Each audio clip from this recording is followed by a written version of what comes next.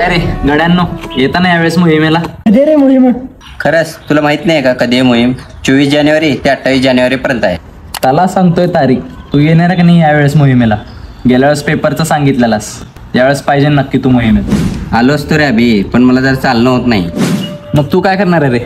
आलो असतो अभ्या, पण कसं 25 जानेवारीला आमच्या आत्याच्या मुलाचं लग्न आहे, त्यासाठी मी तिकडे चाललो. बरं ठीक आहे, दोघांना पण मोहिमेला जमणार नाही यायला.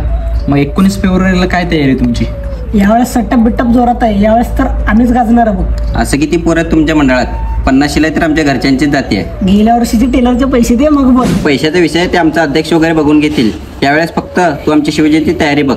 बघा आपली काय मानसिकता झाली आहे. शिवजयंती करायला अफाट खर्च करायला पैसा आहे आपल्याकडे, आणि त्या शिवछत्रपतींना आणि धारातीर्थी मावळ्यांना अनुभवायला आपल्याकडे वेळ नाही आहे. आलो असतो अभ्या, पण कसं माझं अडचण तर तुला माहित आहे, लग्नाला जायचं आहे. अभि तुला माहिती तर आहे मला चालणं होत नाही. जे तुम्ही दोघं कारण देताय ते महाराजांना सुद्धा अपेक्षित नाहीये.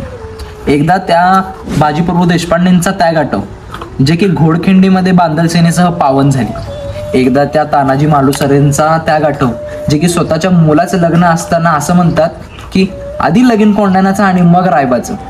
अशी कितीतरी नररत्ने स्वराज्याच्या मोहापायी आपल्या संसाराचा त्याग केला. तेच त्याग अनुभवून घेण्यासाठी आपल्याला 365 दिवसामधले 4 दिवस सह्याद्रीच्या खुशीत जायचंय. मग येताय नवं?